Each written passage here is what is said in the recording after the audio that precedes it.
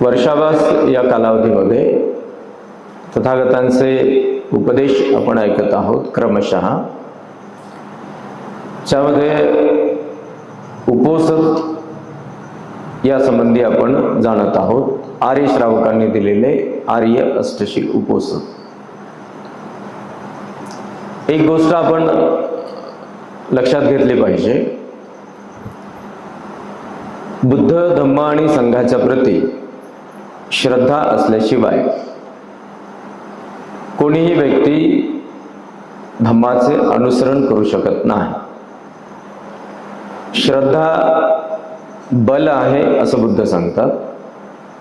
श्रद्धा बीज आहे असंही बुद्ध सांगतात. श्रद्धा मनुष्याकरिता इंद्रिय आहे असंही बुद्ध सांगतात. आणि श्रद्धा हे मनुष्याकरिता सर्वश्रेष्ठ धन आहे असं बुद्ध सांगतात. एके ठिकाणी एका यक्षाला त्याच्या प्रश्नाचे उत्तर देत असताना भगवंतांनी असं म्हटलेलं आहे, सद्धाय तरती ओघम सद्धित वित्तं पुरुषस्य सेठ्ठं.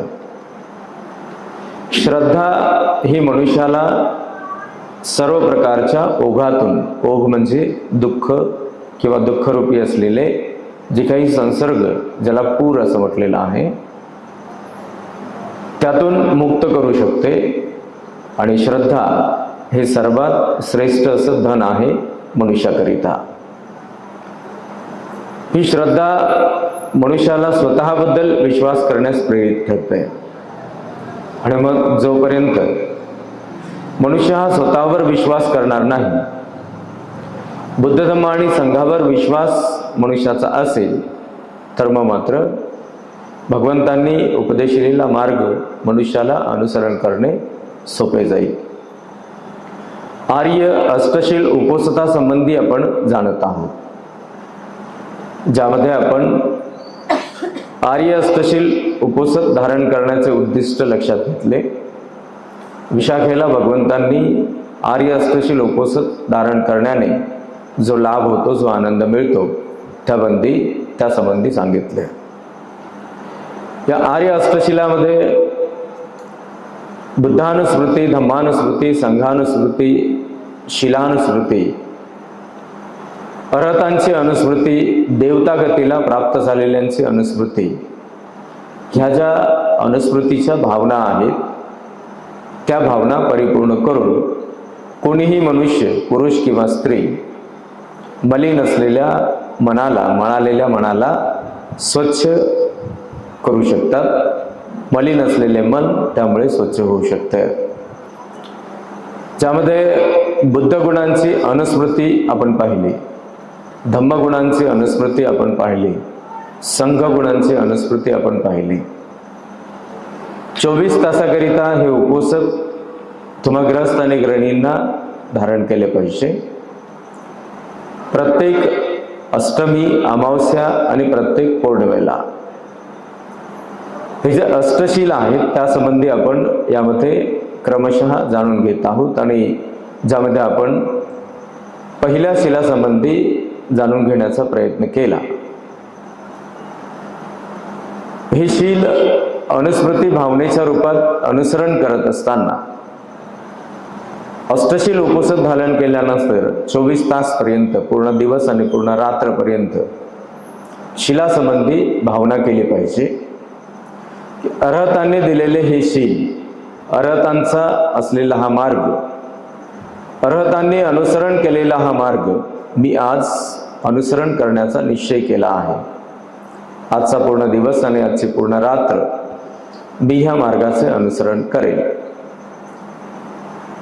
प्राण्यांची हिंसा न करण्याबद्दल, प्राण्यांना वाईट वाटणारे दुःख होईल अशा प्रकारचे कोणतेही कृत्य न करण्याबद्दल, प्राण्यांच्या शरीरातून रक्त न काढण्याबद्दल, इतरांना तसे करण्याची प्रेरणा न देण्याबद्दल मी सदैव आणि सदैव सचेत राहील.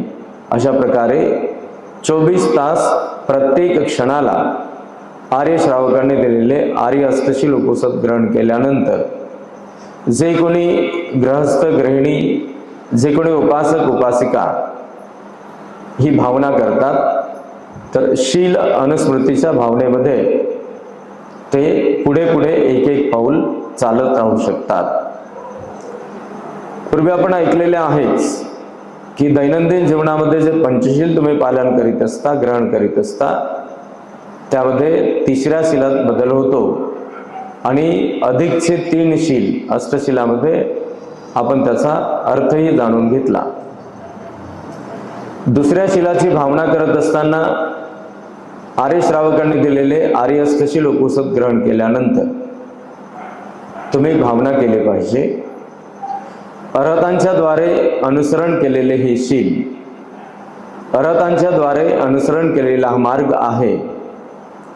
अरहतांनी ज्याप्रमाणे जीवनभर चोरी करणे टाळले, चोरी केली नाही, अरहतांनी जीवनभर कुणी न दिलेली वस्तू घेतली नाही, अरहतांनी कुणी न दिलेली वस्तू घेण्याची शिकवण सुद्धा दिली नाही, अरहतांच्या या मार्गाचे मी आज अधिष्ठान करून अनुसरण करण्याचा निश्चय करतो आहे. तेव्हा मी सुद्धा आजचा पूर्ण दिवस आणि आजची पूर्ण रात्र चोरी करणार नाही, अर्थात न दिलेली वस्तू घेणार नाही. न दिलेली वस्तू घेण्याची प्रेरणा सुद्धा कुणाला देणार नाही. एक आपण लक्षात ठेवले पाहिजे की एखाद्या मनुष्याचे, पुरुष असो अथवा स्त्री, एखाद्या मनुष्याचे शील जेव्हा खंडन होते तेव्हा त्याच्या कर्माचा दुसऱ्यांना त्रास होतो, दुसऱ्यांना त्यामुळे दुसऱ्यांचा घात होतो. जसे प्राणीहिंसा करण्याने दुसऱ्यांचा घात होतो, चोरी करण्याने सुद्धा दुसऱ्यांचा घात होतो. आणि म्हणून अशा प्रकारचे कोणतेही कर्म मी करणार नाही ज्यामुळे माझा घात होईल किंवा इतरांचा घात होईल. शील पतन होण्याने केवळ दुसऱ्यांचाच घात होत नाही, तर ज्या मनुष्याचे शील पतन होते तेव्हा त्या मनुष्याचा सुद्धा घात होत असतो. त्या मनुष्याचा घात कसा होतो, तर त्या मनुष्याला देखील त्याचा पश्चाताप करावा लागतो, त्याची शिक्षा भोगावी लागते. कधी कधी नैसर्गिकरित्या तर कधी इतरांच्याकडून राजा त्याला दंड देतो. मनुष्य समूहामध्ये तो मनुष्य अपमानित होतो, तिरस्कृत केला जातो. मनुष्य समूहामध्ये तो मनुष्य अपमानित झाल्यामुळे, तिरस्कृत झाल्यामुळे तो पुन्हा पुन्हा पश्चाताप करतो आणि या सर्व बाबींच्यामुळे तो अशांत होतो. म्हणजेच शील पतन होण्याने स्वतःचा घात होतो आणि इतरांचाही घात होतो. एका प्राण्याची हत्या करण्याने त्या प्राण्याचा घात होतो. कोण्या एखाद्या व्यक्तीची वस्तू चोरी करण्याने, न दिलेली वस्तू घेण्याने त्या व्यक्तीचा घात होतो, त्याला वाईट वाटणारे दुःख त्यातून होते. अशा प्रकारची अनुस्मृती भावना करत करत 24 तासातला प्रत्येक क्षण आर्य श्रावकांनी दिलेले आर्य अष्टशील उपनिषद परिपूर्ण करत असताना तुम्हाला भावना केली पाहिजे. तिसरे जे शील आहे आर्य अष्टशील उपनिषदामध्ये ते म्हणजे अब्रह्मचर्या धारण करण्याचा निश्चय. पूर्वी आपण ऐकले होते ब्रह्मचर्या असे 2 शब्द आहेत. ब्रह्म म्हणजे श्रेष्ठ, उच्चतम, महानतम, आणि चर्या म्हणजे जीवन प्रणाली, जीवन पद्धती, जीवन मार्ग. आर्य श्रावकांनी दिलेले आर्य अष्टशील उपनिषद ग्रहण केल्यानंतर तुम्हाला 24 तासपर्यंत भावना केली पाहिजे, अनुस्मृती केली पाहिजे. ज्याप्रमाणे अरहतांनी आजीवन ब्रह्मचर्यावास केला, अरहतांनी आजीवन ब्रह्मचर्या धारण केली आणि म्हणून अरहतांच्या द्वारे उपदिष्ट असलेला, उपदेशलेला हा मार्ग मी अनुसरण करत असताना मी सुद्धा आजचा पूर्ण दिवस आणि आजची पूर्ण रात्र अब्रह्मचर्या धारण करेल. ब्रह्म आणि चर्या या 2 शब्दांचा अर्थ काही संप्रदायांनी, काही लोकांनी हा फार छोटा बनविला. पूर्वी आपण त्याबद्दल ऐकले. एखाद्या पुरुषाने स्त्रीगमन केली नाही तर ती त्या पुरुषाची ब्रह्मचर्या असे मानले जाते. एखाद्या स्त्रीने पुरुषगमन केले नाही तर ती त्या पुरुषाची ब्रह्मचर्या असे मानले जाते. हा अर्थ पुरेसा नसून तो अत्यंत छोटा अर्थ आहे. त्यापुढे ब्रह्मचर्येचा अर्थ असा होतो, ब्रह्म म्हणजे श्रेष्ठ आणि चर्या म्हणजे जीवन प्रणाली, जीवन पद्धती. मग श्रेष्ठ जीवन पद्धती किंवा ब्रह्मचर्या म्हणजे काय? तर शरीराने दुष्कर्म न करणे, मनाने दूषित विचारांचे चिंतन न करणे आणि वचनाने दूषित वचन न बोलणे. मग हा अर्थ जर जाणला तर आपल्याला लक्षात घेता येईल की एखाद्या पुरुषाने स्त्रीगमन केले नाही आणि त्याने जर प्राण्यांची हत्या केली, शरीराने दुष्कर्म केले, तर ती त्या पुरुषाची ब्रह्मचर्या केवळ स्त्रीगमन केली नाही म्हणून त्याची ती ब्रह्मचर्या ठरत नाही. एखाद्या पुरुषाने स्त्रीगमन केले नाही परंतु त्याने जर मद्यपान केले, मनाला बेधुंद करणाऱ्या वस्तूंचे, विषयांचे जर त्याने सेवन केले, तर मात्र ती त्याची श्रेष्ठ जीवन पद्धती, उच्चतम जीवन पद्धती ठरत नाही. त्याप्रमाणेच एखाद्या स्त्रीने पुरुषगमन केले नाही परंतु तिच्या वाणीमध्ये दोष असेल, तिने जर कोणाची निंदा केली, असत्य वचन बोलले, कोणाची चुगली केली, तर त्या स्त्रीची पुरुषगमन न केल्यामुळे केवळ ती ब्रह्मचर्या ठरत नाही. यातून आपल्याला असे स्पष्ट दिसून येईल की शरीराचे, वाणीचे आणि मनाचे कोणतेही दोष नसणे म्हणजे ब्रह्मचर्या, म्हणजे श्रेष्ठ जीवन पद्धती, म्हणजे उच्चतम जीवन प्रणाली, जीवन मार्ग होय. अरहतांनी जीवनभर या मार्गाचे अनुसरण केले. अरहतांनी जीवनभर ब्रह्मचर्या पालन केली. अरहतांनी जीवनभर शारीरिक, वाचिक आणि मनातील विचारांच्या रूपात कोणताही दोष त्यांच्या चर्येमध्ये उत्पन्न होऊ दिला नाही. अरहतांच्या द्वारे उपदेशिलेला हा मार्ग अनुसरण करत असताना मी सुद्धा आजचा दिवस आणि आजची रात्र, आजचा पूर्ण दिवस आणि आजची पूर्ण रात्र अशाच प्रकारे शारीरिक, वाचिक आणि मानसिक, मनातील विचारांच्या रूपात कोणताही दोष उत्पन्न होईल असे कर्म करणार नाही किंवा इतरांना तसे कर्म करण्याची प्रेरणा देणार नाही. कारण अरहतांनी अशा प्रकारचे दुष्कर्म करण्याची प्रेरणा कुणालाही दिलेली नाही. जेव्हा मी अरहतांचाच मार्ग अनुसरण करत आहे तेव्हा मी सुद्धा स्वतः हे कर्म करणार नाही आणि इतरांना तसे करण्याची प्रेरणा देणार नाही. अष्टशील उपोषण धारण केल्यानंतर 24 तासातल्या प्रत्येक क्षणाला आणि क्षणोक्षणी या प्रकारची अनुस्मृती, या प्रकारची भावना तुम्ही ग्रहण केली पाहिजे आणि त्याप्रमाणे आपले आचरण विकसित केले पाहिजे. त्यानंतर जे चौथे शील आहे ते म्हणजे वाणीचे दोष न होऊ देण्याचा निश्चय. मृषावाद म्हणजे वाणीमध्ये असलेली मलिनता, वचनाची मलिनता. वाणीचे दोष, वाणीची मलिनता कोणती आहे तर असत्य बोलणे वाणीचा मळ आहे. निंदा नालस्ती करणे वाणीचा मळ आहे. चहाडी चुगली करणे वाणीचा मळ आहे. टिंगलखोरी करणे वाणीचा मळ आहे. त्याचबरोबर शिवीगाळीच्या भाषेत बोलणे वाणीचा मळ आहे. दुसऱ्यांना वाईट वाटणारे वचन बोलणे वाणीचा मळ आहे, वाणीचा दोष आहे. कारण नसताना अर्थ नसलेल्या अर्थहीन गोष्टी बोलणे वाणीची मलिनता आहे, वाणीचा दोष आहे. आणि जो कोणी मनुष्य एकट्यात एकांतात अर्थहीन असलेल्या गोष्टी बडबड करतो तर तो वाणीचा दोष आहे, वाणीची वचनाची ती मलिनता. अरहतांनी जीवनभर कधीच असत्य वचन बोलले नाही. अरहतांनी जीवनभर कधीच कोणाची निंदा नालस्ती केली नाही. अरहतांनी जीवनभर कधीच कोणाची चुगलखोरी किंवा टिंगलटवाळी केली नाही. अरहतांनी जीवनभर कधीही कुणाला वाईट वाटणारे दुःख होईल अशा प्रकारच्या वचनामध्ये भाष्य केले नाही.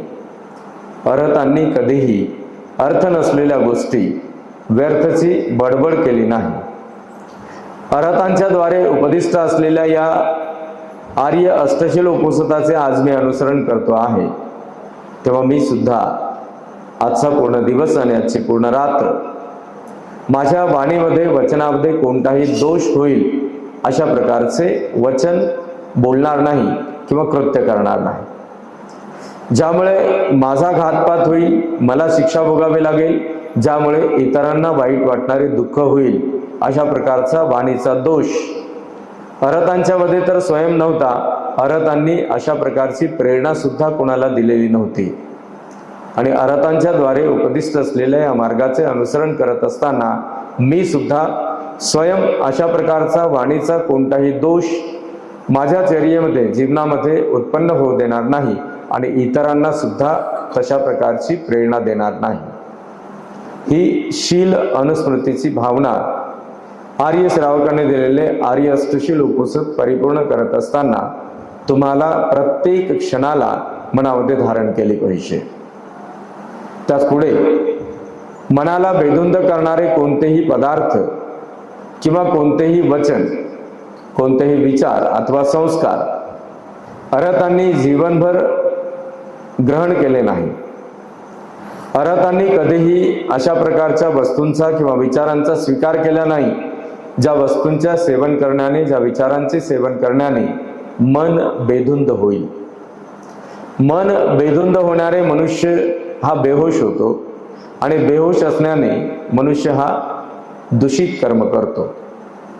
कधी शरीराने दुष्कर्म करतो तर त्याच्या वाणीत कधी दोष उत्पन्न होतो. मन बेधुंद असण्याचे हे परिणाम. अरहतांनी मात्र जीवनभर स्वयं हे केले नाही आणि इतरांना कधीही असे करण्याची प्रेरणा सुद्धा दिली नाही. अरहतांनी कुणालाही मद्य आधी मनाला बेधुंद करणाऱ्या वस्तूंचे अथवा विचारांचे, संस्कारांचे सेवन करण्याची प्रेरणा दिलेली नाही. अरहतांच्या द्वारे उपदिष्ट असलेल्या, उपदेशिलेल्या या मार्गाचे अष्टशील उपोसताच्या स्वरूपात मी आज अनुसरण करतो आहे. त्यामुळे आजचा पूर्ण दिवस आणि आजची पूर्ण रात्र मी सुद्धा मनाला बेधुंद करणाऱ्या असा कोणत्याही मद्य आदी वस्तूंचे अथवा विचारांचे सेवन करणार नाही आणि अशा प्रकारे इतरांना कुणालाही तशी प्रेरणा देणार नाही. हे जेव्हा अधिष्ठान तुम्ही ग्रस्त आणि गृहिणी आर्य श्रावकांनी दिलेले आर्य अष्टशील उपोषद परिपूर्ण करत असताना करीत असता, तेव्हा क्षणाक्षणाला तुमच्या डोक्यामध्ये, तुमच्या चित्तामध्ये हे चिंतन असले पाहिजे. आणि आपल्याला ठाऊक आहे की मद्य आदी मनाला बेधुंद करणाऱ्या वस्तूंचे अथवा तशा प्रकारच्या विचारांचे सेवन करण्याने मनुष्य हा बेधुंद होतो, बेहोश होतो. आणि बेहोश असलेला मनुष्य स्वतःसाठी दुःख उत्पन्न करतो आणि इतरांच्यासाठी देखील तो संकटे निर्माण करतो.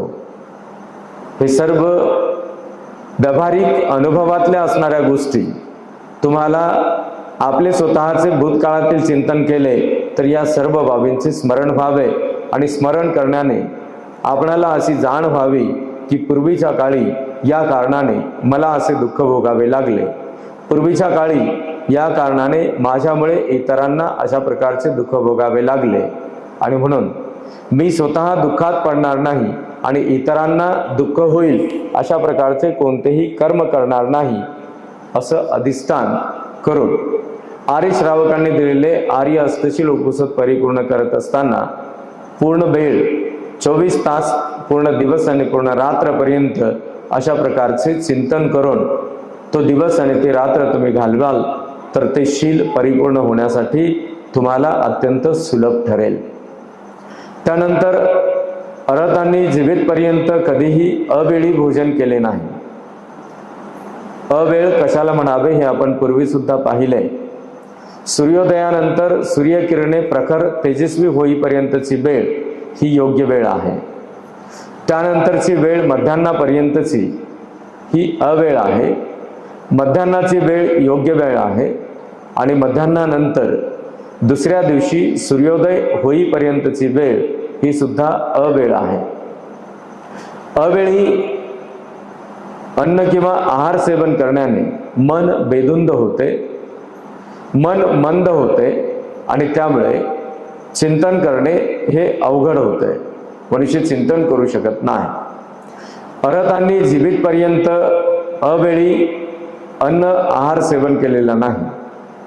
अरहतांच्या द्वारे उपदेशिलेल्या या मार्गाचे अनुसरण करीत असताना मी सुद्धा आजचा पूर्ण दिवस आणि आजची पूर्ण रात्र अवेळी अन्न आहार सेवन करणार नाही, अशा प्रकारचे चिंतन 24 तास प्रत्येक क्षण तुमच्या मनामध्ये असेल तर मन हे निर्मळ असेल. मनामध्ये कोणत्याही प्रकारचा लोभ उत्पन्न होणार नाही, मोह उत्पन्न होणार नाही, आसक्ती उत्पन्न होणार नाही आणि त्यामुळे मन हे सतत आणि सतत विशुद्ध असेल. तो जो आनंद आहे, हे शील अनुभव करण्याचा, सदाचरण अनुभव करण्याचा जो आनंद आहे, भगवंतांनी म्हटले विशाखे, भौतिक सुखाच्या आनंदापेक्षा 16 पटीने अधिक आनंद हा मनाच्या प्रसन्नतेचा आनंद आहे, अष्टशील उपोषित परिपूर्ण करण्याचा आनंद आहे. त्यानंतर जे 7वे शील आर्य श्रावकांनी दिलेल्या आर्य अष्टशील उपोषितामध्ये आहे ते म्हणजे अरहतांनी जीवनभर कधी नाच गाणे केले नाही, अरहतांनी जीवनभर कधी इतरांचे नाच गाणे पाहिले नाही, मनोरंजन केले नाही आणि इतरांच्या मनोरंजनात ते सहभागी झाले नाही. अरहतांनी जीवनभर शरीराचे नैसर्गिक सौंदर्य वाढविण्यासाठी सौंदर्य प्रसाधनांचा किंवा कोणत्याही लेप किंवा तत्सम असलेल्या वस्तूंचा वापर केला नाही आणि म्हणून अरहत हे शांत पदाला प्राप्त होतात. त्यांचे मन सदैव आणि सदैव स्थिर आहे. अरहतांच्या द्वारे उपदेशलेला मार्ग मी आज ग्रहण करतो आहे, त्याचे अधिष्ठान करतो आहे आणि अरहतांच्या या मार्गाचे अधिष्ठान परिपूर्ण करत असताना मग मी सुद्धा आजचा पूर्ण दिवस आणि आजची पूर्ण रात्र मनोरंजनात्मक कोणतेही कृत्य करणार नाही किंवा शरीराचे नैसर्गिक सौंदर्य वाढविण्यासाठी अलंकार, आभूषणे किंवा कोणत्याही प्रकारच्या सौंदर्य प्रसाधनांचा वापर करणार नाही, ज्यामध्ये वेळ वाया जाईल, ज्यामध्ये मनात वेगवेगळ्या स्वरूपातील आसक्ती उत्पन्न होईल, मोह उत्पन्न होईल, ज्यामुळे मनामध्ये वेगवेगळ्या प्रकारे स्वतःबद्दल अहंकार उत्पन्न होईल आणि त्यामुळे मन पुन्हा पुन्हा मलिन होईल, मन अस्थिर होईल. अशा प्रकारे कोणतेही कर्म मी करणार नाही ज्यामुळे मन अस्थिर होईल, अशांत होईल किंवा मनामध्ये आसक्ती उत्पन्न होईल. सौंदर्याचा विचार करण्याने सौंदर्याप्रती आसक्ती उत्पन्न होते आणि जेव्हा जेव्हा मनुष्य हा आसक्तीत पडतो तेव्हा तेव्हा तो अशांत होतो, तेव्हा तेव्हा त्याचे मन हे मलिन होत असते. मलिन असलेल्या मनाला स्वच्छ करण्यासाठीच तुम्हा ग्रस्त आणि गृहिणींना आर्य श्रावकांनी दिलेले आर्य अष्टशील उपोषित ग्रहण केले पाहिजे आणि म्हणून अरहतांच्या द्वारे उपदिष्ट असलेल्या या मार्गाचे अनुसरण करत असताना आजचा पूर्ण दिवस आणि आजची पूर्ण रात्र मी सुद्धा अशा प्रकारे कोणत्याही प्रकारचे मनोरंजन स्वतः करणार नाही, इतरांना तशा प्रकारची प्रेरणा देणार नाही. कारण स्वतः मनोरंजन केले किंवा इतरांना मनोरंजन करण्याची प्रेरणा दिली तर दोन्ही प्रकारे मनात आसक्ती उत्पन्न होते. शरीराच्या सौंदर्याबद्दल मी विचार करणार नाही, कारण शरीराच्या सौंदर्यात अडकून पडल्यामुळे मन आसक्तीत लिप्त होते आणि आसक्ती मनाचा मळ आहे. जेव्हा की भगवंतांनी विशाखेला म्हटले की विशाखे, मनाला स्वच्छ करण्यासाठी आर्य श्रावकांनी दिलेले आर्य अष्टशील उपोषित धारण केले पाहिजे. तुम्ही ज्या ज्या वेळेला आर्य अष्टशील उपोषित धारण कराल त्या वेळेला अशा प्रकारचे चिंतन कराल, अनुस्मरण कराल तर अधिकाधिक तुमचे आचरण विकसित होण्यासाठी तुम्हाला ते सोपस्कर ठरेल. शेवटचे शील अष्टशिलामध्ये आहे आणि ते म्हणजे अरहत जीवनभर कधीही उंच आणि महागड्या आसनावर बसत नाहीत किंवा विश्रांती करत नाही. अरहतांचे जीवितपर्यंतचे ते अधिष्ठान आहे की उंच आणि महागड्या आसनावर न बसणे, त्यावर विश्रांती न करणे. याप्रमाणे उंच आणि महागड्या आसनावर बसल्यानंतर किंवा विश्रांती केल्यानंतर मन मंद होते आणि मंद असलेल्या मनात चिंतन येऊ शकत नाही किंवा मंद असलेल्या मनाचा मनुष्य हा अनुस्मृती करू शकत नाही, भावना करू शकत नाही. उपासी पोटी असेल तरी सुद्धा अवेळी भोजन केलेले नसताना